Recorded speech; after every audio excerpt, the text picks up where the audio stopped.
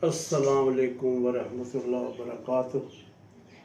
मेरे अज़ीज़ दोस्तों बुज़ुर्गों, आज की जो मेरी वीडियो है वो हमारे मुल्क के साबका बहुत बड़े अदाकार जनाब नसरुल्लाह भट्ट साहब के मुतल्लक़ है। न्यू जनरेशन तो उनको इतना नहीं जानती, लेकिन पुराने जितने भी लोग हैं वो उनसे वाक़फ़ है। तो उनकी पहली जो फ़िल्म थी वो दारा थी। वो मिस्टर पाकिस्तान थे उस वक़्त में जब वो फ़िल्मों में आए। और जो हमारी मरहूमा अदाकार रानी है, वो उस पहली दो फिल्मों में जो हीरोइन आई वो नसरुल्लाह भट्ट साहब के साथ। पहली दारा थी, दूसरी टार्ज़न। अगर आप गूगल पे या यूट्यूब पे सर्च करेंगे तो आपको यानी पता चले कि कितने बड़े बॉडी बिल्डर थे वो। तो 560 या 70 फिल्मों में उन्होंने काम किया। सुल्तान राही के दौर में वो विलन के ज़्यादा विलन आए, वो बूढ़े हो गए थे, उनके बच्चे भी माशाल्लाह जवान थे।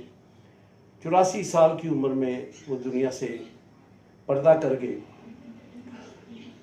तो यानी अदाकार रानी जो कि सरफराज नवाज साहब जो हमारे साबका क्रिकेटर हैं और फास्ट बॉलर थे, उनकी वो अहलिया थी। उनके निकाह में ही उनका इंतकाल हुआ। लेकिन पहली दो फिल्मों के अंदर जो हीरोइन आई वो नसरुल्लाह भट्ट साहब के साथ, जैसे मैंने बताया। तो नसरुल्लाह भट्ट साहब फिल्म इंडस्ट्री से मुंसलिक थे, स्टेज ड्रामों में भी काम कर रहे थे। हम पेशावर जा रहे थे तो इनको उन दिनों हार्ट अटैक हुआ। शुगर भी थी उनको। तो वो थोड़ी सी सेहत अच्छी हुई तो वो अलहमरा जो आर्ट्स काउंसिल है वहाँ पे उनका ड्रामा था अनवर अली के साथ। मैं और भाई जवाद साहब उनको मिलने लेने गए। हम जा रहे थे पेशावर, चिल्ले की जमात थी हमारी। लेकिन अल्हम्दुलिल्लाह वो काफ़ी बीमार थे, तो उनको हम लेने गए। तो अनवर अली साहब और आप पहले आए बाहर, तो पीछे हम गाड़ी खड़ी की हमने। जो अदाकार जहाँ पे गाड़ी खड़ी करते हैं या स्टाफ जो उनका करता है, तो उनसे भाई जवाद वसीम साहब ने कहा कि इस तरह हमारी जमात जा रही है, तो भाई नसरुल्लाह भट्ट साहब को हमने साथ लेके जाना है। उन्होंने कहा जी मेरी तरफ से इजाज़त है। हालांकि ऑन एयर था वो ड्रामा उनका जिसमें वो काम कर रहे थे। तो खैर नसरुल्लाह भट्ट साहब को हम तैयार करके ले आए।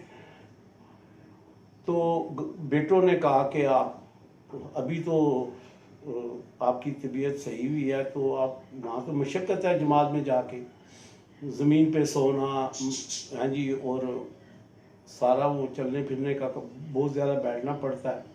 वो बहुत ज़्यादा फिर बाहर भी गश्ते वश्ते करनी होती हैं। तो खैर जी वो आगे पेशावर हम चले गए। वहाँ से उन्होंने चिल्ले से 4 महीने कर दिए।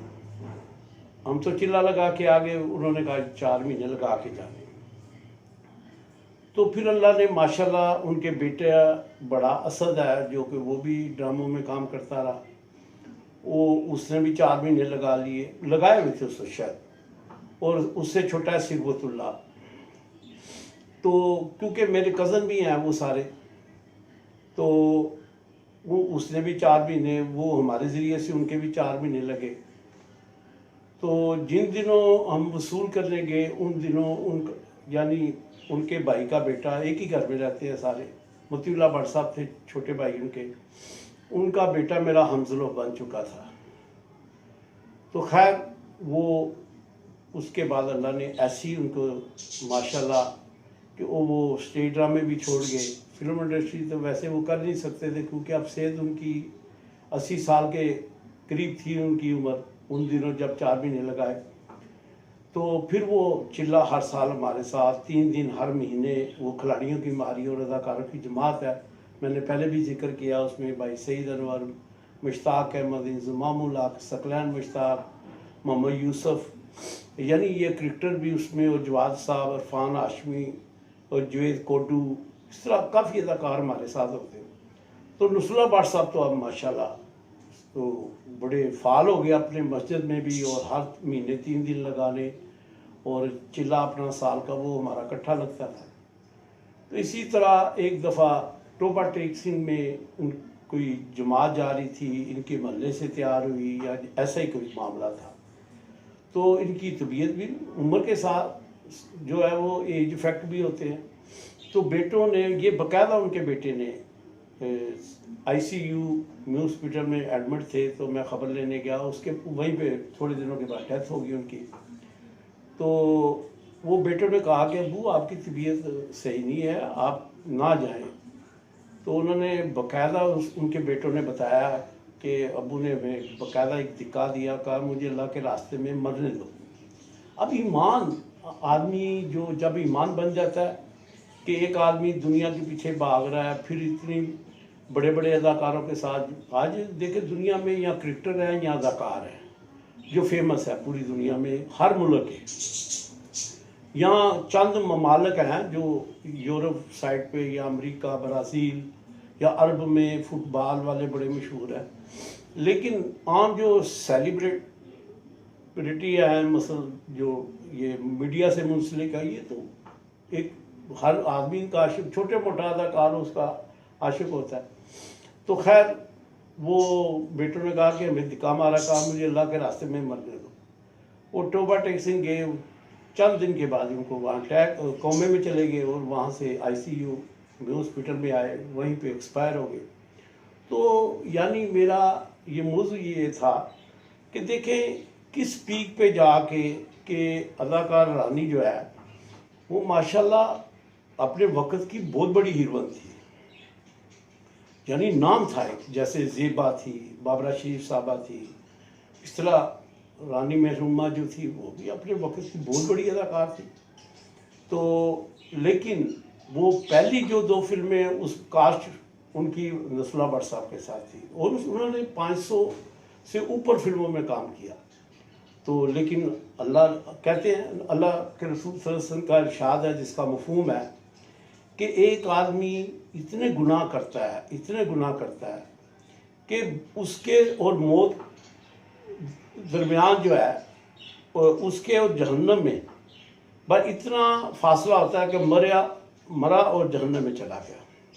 एक आदमी इतनी नेकियां करता है, इतनी नेकियां करता है कि उसके और जन्नत के दरमियान सिर्फ मौत होती है कि मरा और जन्नत में चला गया। लेकिन मरने से पहले एक आदमी इतने गुनाह करता है, इतने गुनाह करता है कि अब जहन्नम और उसके आगे होती है और मौत दरमियान में होती है। लेकिन मरने से पहले ऐसा काम करता है कि जन्नत के बागों में जा गिरता है। अल्लाह के रसूल ने फरमाया कि एक आदमी इतनी इबादत और इतनी नेकियां करता है कि उसके और जन्नत के दरमियान सिर्फ मौत होती है, लेकिन मरने से पहले ऐसा अमल कर देता है कि वो जहन्नम के गढ़ों में जा गिरता है।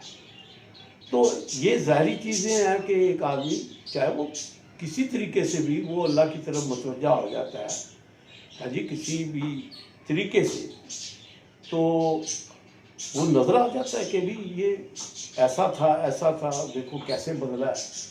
तो अल्लाह ताला उनको जो है जन्नतों में घर दे, और सारे मुसलमान हम जितने हैं, हमारी बहनों को, हमारी बच्चियों को, बेटों को और वालिदैन को, सबको अल्लाह ताला हिदायत दे।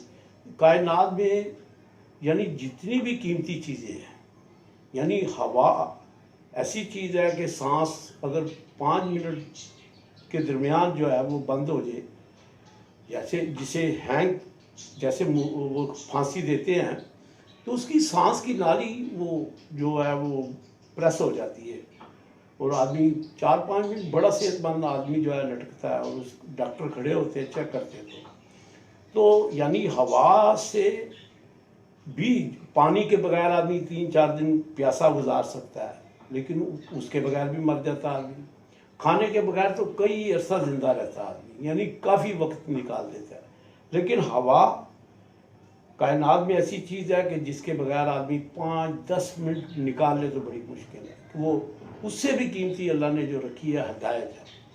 तो अक्सर हमारे बड़े जो महल्लेदार, कोई बच्चा गलत काम करता है तो एक उनको पता भी नहीं ये जो हम कह रहे हैं क्या कह रहे हैं, कहते जा बेटे अल्लाह तुझे हिदायत दे, लेकिन हिदायत बहुत कीमती चीज़ है।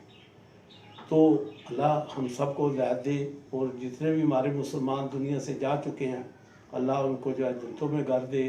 अल्लाह अगर सारे इंसानों को बख्श दे, अल्लाह को कुछ भी नहीं बिगड़ता, कोई कमी नहीं आती। अगर सबको जहन्नम में डाल दे तो अल्लाह को कोई मसला ही नहीं है। तो कहने का मकसद अगर हम यही दुआ अल्लाह से करें कि या अल्लाह तो मैं तो गुनाहगार हूँ, गंदा हूँ मैं, हाँ जी, तो मुझे समझ आती है इंसान तो गलती का पुत्र है, तो अगर तू मुझे सज़ा देगा तो तेरी शान में कोई इजाफा नहीं होगा, तू शान वाला है। लेकिन अगर तू मुझे बख्श दे, तुझे पूछने वाला कोई नहीं। सारी दुनिया अगर जानती है कि मैं गुनाहगार हूँ, मैं ये ऐसा हूँ, मैं गलत इंसान हूँ, तो अगर अल्लाह बख्श दे, अल्लाह को कोई पूछ सकता है? अल्लाह को तो कोई भी नहीं पूछ सकता। तो अल्लाह से यही हमेशा भाई बहन जो है वो दुआ करे। कोई भी ऐसा आदमी नहीं जो अल्लाह को मुंह दिखाने के काबिल है। जितनी मर्जी नमाजें आज पढ़ता है, जितने मर्जी अच्छे काम करता है, तो अल्लाह को हिसाब देने के काबिल कोई भी नहीं है। लेकिन अल्लाह से अगर हर दुआ में ये दुआ मांगे कि या अल्लाह मैं बाकायदा मैं कमीना हूँ, जलील हूँ और बगैरत हूँ, मैं अपनी दुआओं में कहता हूँ, लेकिन या अल्लाह तू अगर बख्श देगा तेरा तुझे कौन पूछने वाला है? तो अगर तू सज़ा देगा तो तेरी शान में इजाफा ही नहीं हो, तू तो शान वाला है, आली शान वाला है। तो या अल्लाह हम सबको माफ़ करे और या अल्लाह हमारे गुनाहों पे पर्दा डाले। अल्लाह ताला हम सबको जो है वो इसकी समझ